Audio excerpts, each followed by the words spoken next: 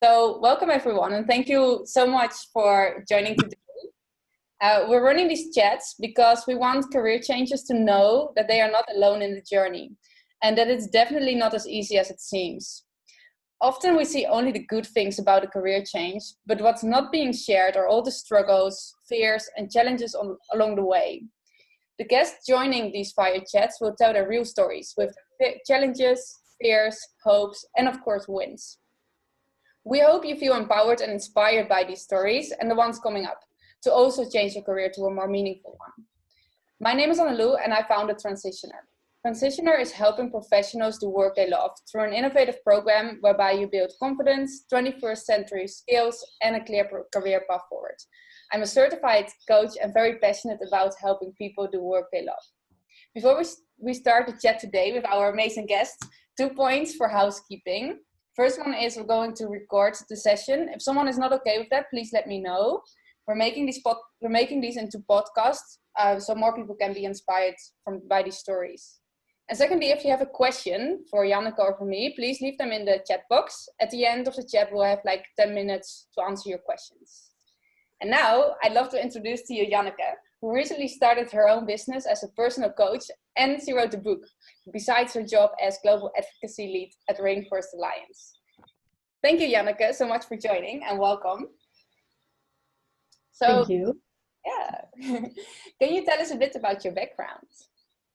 Yeah, well, first of all, thank you all for being here and come and listen to this webinar. It's really great. So the first question, to tell a little bit about my background. I grew up in the Netherlands. I was born in a family, third out of 4 girls. A loving and happy childhood with loving parents. And well, that's in a nutshell my childhood. And then more about my background. Then I move on to my studies. The first decision I made was to study European studies. That's the basis of that study was languages. I love languages, so that was the reason I did that. During that study, I went abroad for half a year in Sweden. And there I studied international relations, peace and era. And I loved that, and I knew this is what I wanted to continue. So after that, I went to the university, studied international administration and crisis safety management, which focuses on how to solve conflicts in countries best among others. It was really great, and after that, I decided to go and experience the field work. So I went abroad to Indonesia and also to Australia. 8 months to Indonesia, 2 months to Australia. And in Indonesia, I was working on a development project. I really loved what I did there, and I knew, okay, this is what I want to continue doing. Back in the Netherlands, 10 months later, I was searching again what fits me here in the Netherlands to do. And after a while, I decided, okay, I'm going to start my own business in international development administration. And that was actually a success story. I started that in 2014. For that, I moved to The Hague. The Hague in the Netherlands is the safety and security, is where International NGOs are based, as also is the peace palace. And I had lots of projects going on. That was really great. And then after 2 years, all of a sudden, my big projects, they went down. That's sometimes how it goes in when you have your own business. It goes up and down. So I thought, what shall I do now? Shall I set up a website and find new clients, new projects, or will I apply for a job? So I chose the latter, and I sent out 3 application letters, and then luckily I got new projects already, so I stopped. But the first letter, I was invited, and I got through the process, and it was really a great job. So I decided, okay, I'm gonna do both. 4 days a week, I'm gonna work at this NGO, and 1 day a week, I'm gonna have my company.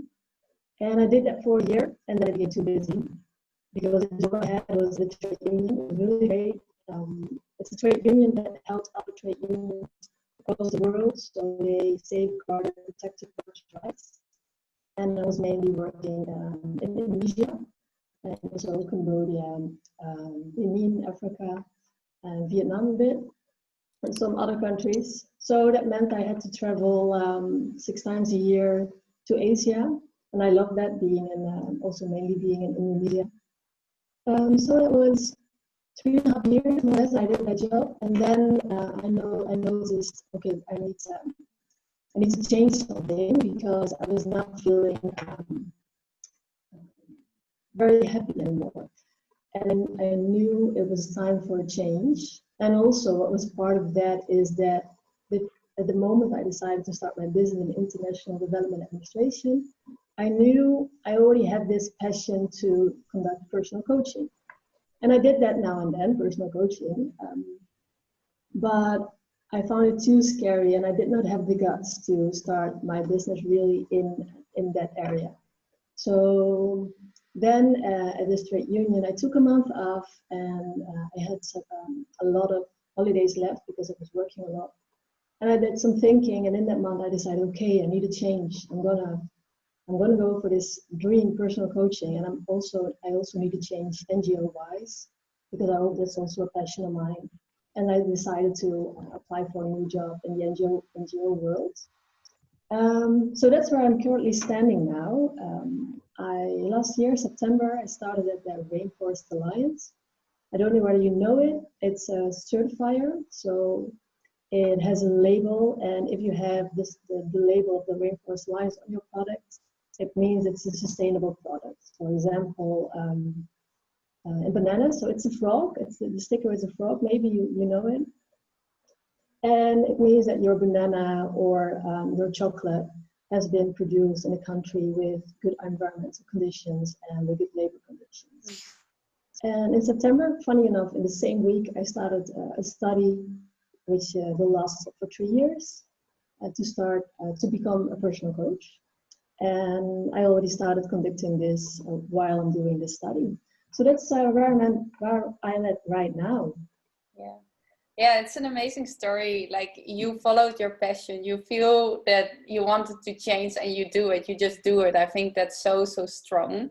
So can you tell us a little bit more why you decided to follow this passion, both passions?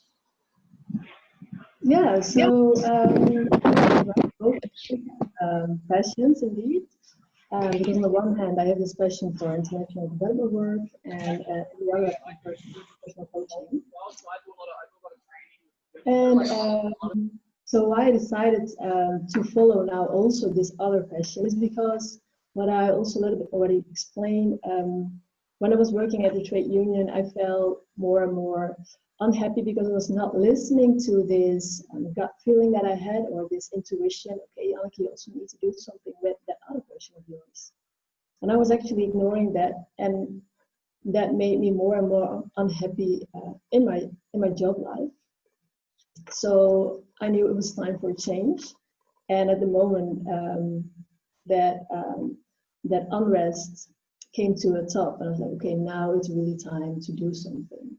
So yeah, that was the reason I did decide to follow that passion. Oh yeah, great. So can you tell a bit more about what was that exact moment, and what did you feel to really change?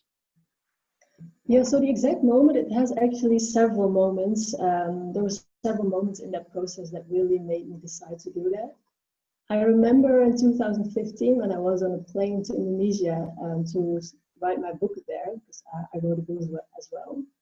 And in that, when I left the Netherlands, I was like, okay, but I want to have this company, my business in personal coaching. Now, as I explained, I didn't have the guts to do that. So that was the first moment I really realized, yes, that is what I want to do. Then about a year later, I had a personal coach myself. It was a very experienced man, and he did a great job. And I knew, okay, what you do, that's what I want to do as well. So he very much inspired me.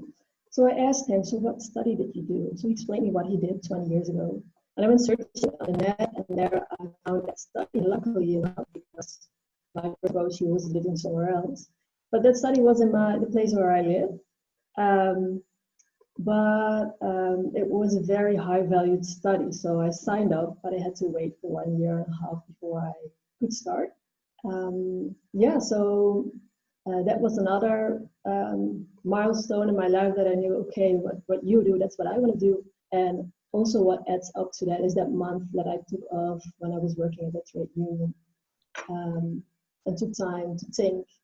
And then I knew, yeah, I need to really start doing this and conducting it. Yeah, I guess like it's very important to from now and then take some time off and really think about what you want, right? Because sometimes life gets so hectic, so busy that you forget about what you actually want. What are your values? What are your strengths? Where do you want to continue and grow? And yeah, absolutely. Exactly. Yeah. Then you go on in your patterns and you actually neglect and suppress what's down there and needs to come out. Yeah, absolutely. So are you happy with where you are now? Yeah, actually, I'm very happy where I'm at now, especially when I compare it to before, when I was working only in the NGO world. I was feeling unhappy, quite unhappy at a certain moment. And now I really feel balanced and I have this rest inside of me because I know that I'm walking on the right path. I'm listening to both passions and paying attention to it and giving it shape. So yes, it makes me feel very calm. Yeah, that's great. Is there something that you miss about working for a company like full time? Yes, when I would be working for one company full time or one organization, I would be missing leaving something behind in this world that's really mine. Yes, and also what I would be missing is listening to the intuition that I have and giving that shape instead of, okay, I know I want that, but I'm not listening to it because I have this job and it's safe. So yeah, that is what I would be missing if I would only do that. Yeah, understandable. I think lots of people are looking for more meaning in their life and they stay in a role that they are not completely happy with, and they're like, what do I do? How do I find my passion? How do I find what I love to do? And you're just doing it, which is great. So you're actually still going through a transition because you're still learning and still growing and setting up your business. Do you want to tell a bit more about your transition? Yeah, of course. Yeah, I'm still learning and still a transition. I think maybe your whole life is a transition because it comes and goes. So my transition, it feels very natural the way it goes now. It goes really step by step and bit by bit. Next to the job that I have in my days off, for example, on Wednesday or on in the evening or in the weekends, I'm working on my business, and on the days that I work, I'm working for Reinforced Alliance. Yeah. Whereas beforehand, when I set up my business in international development work, it was really this all out of a sudden change. I moved to The Hague, started my new company there, so that was, for my feeling, way more scary and way more insecure. Whereas now it really goes very naturally and peacefully. Yeah, great. And you wrote a book, right?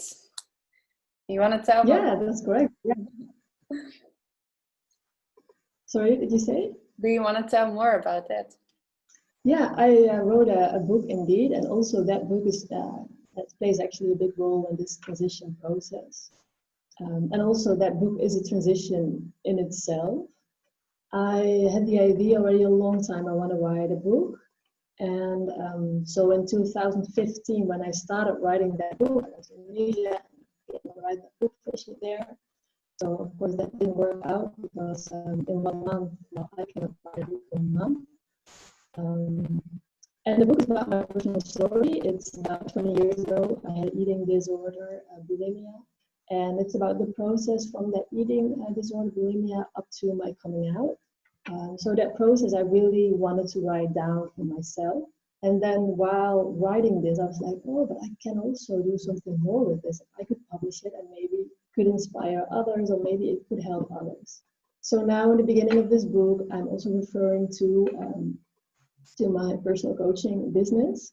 So I'm mentioning the website, which is www.jannekebosman.nl. So have a look if you want. So I knew, okay, but if I'm going to publish this book, I need to also really start up this business. It took me 5 years to write this book, because when I came back from Indonesia back then, I left it for a while, and then half a year later I would be working on it. So also in that month that I took off doing NGO, I need to finish that book. I already had quite some success, but it was still not finished. So I decided that in between the job transition from one NGO to Rainforest Alliance, I took some time to finish it. And I did that, and the beginning of this year it was printed. I have now printed only a small number for close relatives. And now I will start to rewrite it and get some too personal details out of it so that I can publish it. So if you all are later interested, please let Annalou or me know, and you can read it as well. So I knew, yeah, when I'm gonna publish this book, I need to also have this website, and that also was a big push for me to go and put myself out there with a website. Yeah. And like, you wrote a whole book, which is amazing. I'm very curious. I really want to read it, of course. Book, I can show it. It's this. So it's called Coming Out Bulimia. Yeah, great. Yeah, it's in Dutch. Do you have an English version? Is there coming? Now it's in Dutch. Also the website, but the website will be in English. It's just finished my website, so I need to also have it translated. And the book, the first step is to publish it in the Netherlands, and then the next step would be to translate it into English, so everybody in Australia can also read it. Great, yeah. And so if we're looking back at your transition, like you just said, like, your transition is going pretty smooth, which is great. What went wrong? What didn't go well according to you? So what went wrong? Of course, nothing went wrong. All went so great. No, they were actually. It's more the question what went well, because there's many mistakes and many things that go wrong when you have your own when you start your own business. And I think it's not about every time you fall, but it's about how you get up every time you fall. Mm-hmm. And what, for example, this year, like some time ago, I took a week off, and of course I have limited holidays where I work. So I took a week off and said, okay, this week I'm really going to make this website, because it needs to be done also for the book. So took the week off, and what did I do? I did nothing. So I thought all the things in the house to do were very important all of a sudden. So I started doing all these little tasks in and around the house. And I think what also played a part there was the fact that it's so very scary to really start your business and really put yourself out there, have your own website. So that was unconsciously playing in the back of my mind, because what will people think when I have my own business? What will people think of my book? Won't it be embarrassing? Will I be a success? Will I be making the right choice? And all these questions, I think, were unconsciously blocking me. So, but luckily, several months later, I did finalize the website. So it did work out fine. However, it comes and goes with obstacles as well. Yeah, I guess that's within entrepreneurial world, startup world, quite often the case. One time you're very motivated, you go for it, and the next moment you're just go with the flow, going a bit slower, which is not bad at all. And you also learn from experiences. So if that you took your week off and you didn't do that much about your business, helps you later to think, hey, I can do more and need to do more, and then you do it, right? So you learn from the experiences as well. Yeah, exactly. Yeah. So how did you go with financially? How are you yeah, how are you going with that? Because starting or changing, transitioning from one career to another can be quite daunting for quite a lot of people, because they will be afraid that they will lose money, that they won't make them more money. How did you do it? Yeah, good question. So now in this situation, for me, it's quite stable and quite secure because I have my job on the one hand, and that provides me with a stable income, and so that's very well arranged. And then in my day on my day off, in the weekend and then evening hours, I'm working on my company, on my business.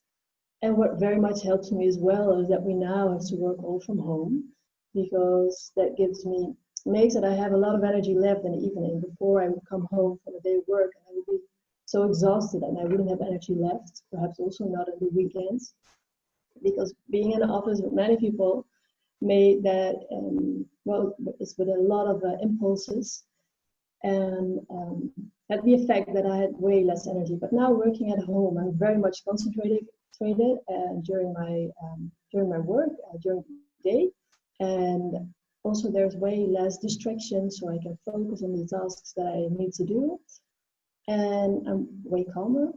And then in the evening, I have energy left, so that's, for me, that's a very good situation.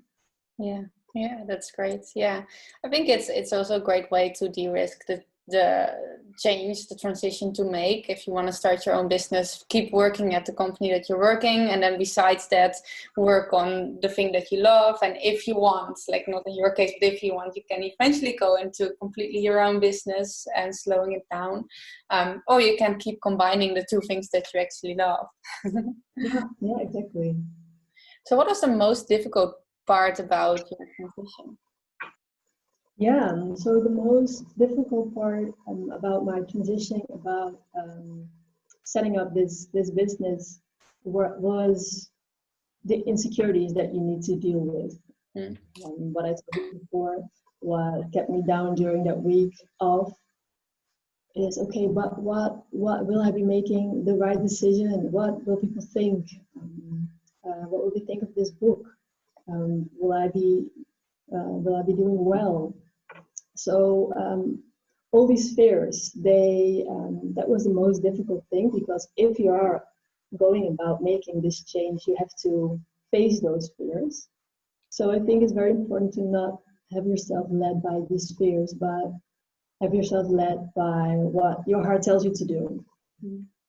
Yeah, it's really about putting yourself out there and believing in what you want to do and what you're doing. Yeah.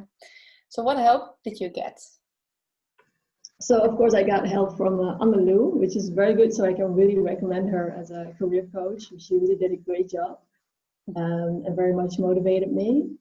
What also helped me is my family. Almost everyone in my family has their own company, their own business, and they are all doing a good job and are successful. So that really inspires me, like, hey, they can do it. I should be able to do it as well. And also my girlfriend, she supported me through everything. That was really a big support. And what helped me as well is I meditate every day. So during that meditation, a small period of time in that meditation, I devote to what I find important in life, which is as well listening to the passions that I have. And that repetition every day makes me aware of the goals in life that I have. Great. Yeah, that's good. I think meditation is such a strong thing to do. So what did you learn throughout the process? So what I learned, my main lesson was that I should listen to my gut feeling, my intuition, to what my heart tells me to do, because I didn't for a long time, and I waited until I got quite unhappy. And I was like, okay, now I feel so miserable. Now I do need to change something. But that took quite a long time, and I could have saved myself this period of unhappiness if I would have listened to it earlier. So that is my main lesson: to listen to your heart tells you to do. Yeah, Yeah, listen to you, listen to yourself. Yeah. Exactly. Yeah. Yeah. Is there anything like besides starting earlier into following your passion, is there something else that you would have done differently? Is there something else? I think no. I think if I should have done something differently, it would have been to start this following this passion way earlier. That is for me the main lesson, and that is what I really wanted to have done differently. Yeah. Yeah. Yeah. Where do you see yourself in 5 years? So 5 years from now, of course, my business will go viral. I will be giving speeches all over the world, TED Talks, workshops, trainings, published several books. No, but I'm exaggerating, but it would be nice to grow, to have published several books, to many clients that I can help, perhaps workshops, trainings. So I have many ideas in this. Um, and of course, I will do this also in combination with my other passion that I have, and that's working in the field of international development cooperation. Yeah. Yeah. Yeah, that's amazing. And that's really good. It's so great that you already have goals that you're working towards to. I think it's super important to write down your goals, because when you have your goals written down, or you have them at least in your head, then you actually work towards something. If you don't have goals, then things happen, if that makes sense. So what would you advise people that are in the same situation as you? So what I would advise others is to start and to not wait as long as I did, but to really start listening and to yourself and to your intuition and following that feeling. Yeah. So whatever is good for your soul, do that. Yeah. Whatever is good for your soul, do that. Absolutely. Absolutely. Last question. Would you ever stop working if you can keep doing what you love? No, I wouldn't stop working if I do what I love, because that's what makes me happy. So yes, then I would continue as long as I could. Yeah, great. Thank you so much, Janneke. Is there anything else you'd like to share? Yeah, thank you all for being here, for listening. That's really great. I'm very glad that I could share my story, and I hope everybody got inspired. Also, I want to say that feel free to reach out if you're like, oh, I'd like to have a coaching session. And only for the listeners here today, you get a 10% discount for up to 5 sessions of coaching. And the same counts for my book. Once it's published, you can reach out to me. You can keep track on my website or to Anu, and we can give you an update. Hey, it's published, and also there you can have the 10% discount, but only for the listeners that were here today in this live webinar. And the last thing I want to say is that follow your heart. Whatever is good for your soul, do that. Yeah, follow your heart. Absolutely. Yeah. So are there questions from the public? I'm gonna, oops, you can put the questions in the chat. If not, I hope that everybody is really, really inspired by this story. And, you know, we're running these chats more often because one of the things that I've learned over time is that career change is not something that you do just by reading something. The best career changes are made by learning from people that have been going through a specific situation as that another person has gone through. So that's the idea, learning from Janneke, for example, who's working in an NGO and combining her work with a coach. I am sure there are lots of people like you and can learn from your story. We have one question. Janneke, did you have a mentor in business? So Anna was helping me, and she did a great job in that.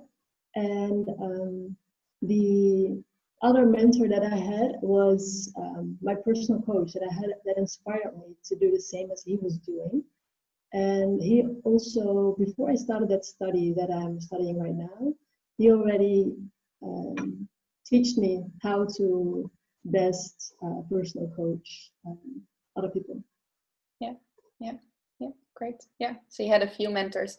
Yeah, that's what I've noticed with many more people that I've spoken to. They all say that they've been inspired by mentors or coached by mentors to get them where they want to be. So if you're thinking about getting a coach, I would highly recommend it. And please find someone who has been going through the steps that you want to go through yourself as well.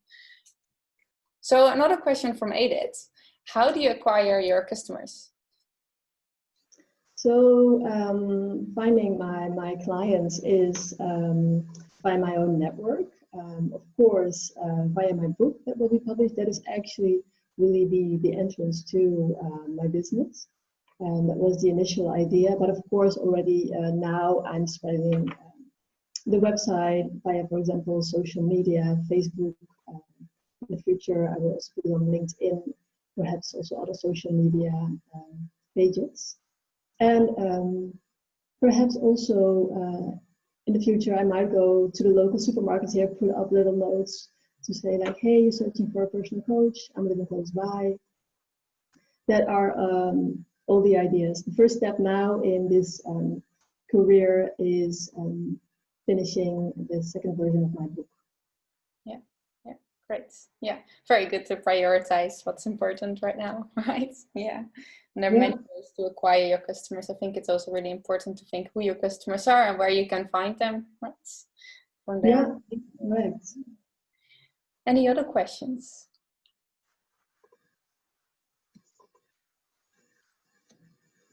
Right. Okay. Well, if you have any other questions for Janneke or for me, feel free to reach out. What's going to happen is that we will send you an email with a podcast, this podcast with Janneke, and also a short blog. And then you can quite calmly read through what we've been talking about. And yeah, again, feel free to reach out, but you will get all our details as well. Okay. Thank you so much. Thank you, everyone. Have a good day or have a good evening in Australia. Yeah. Bye. Bye.